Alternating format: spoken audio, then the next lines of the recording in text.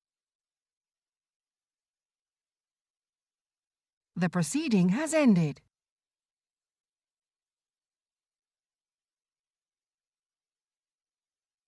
The proceeding has ended.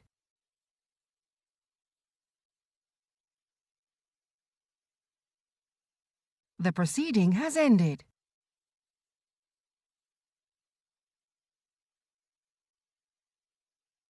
The proceeding has ended.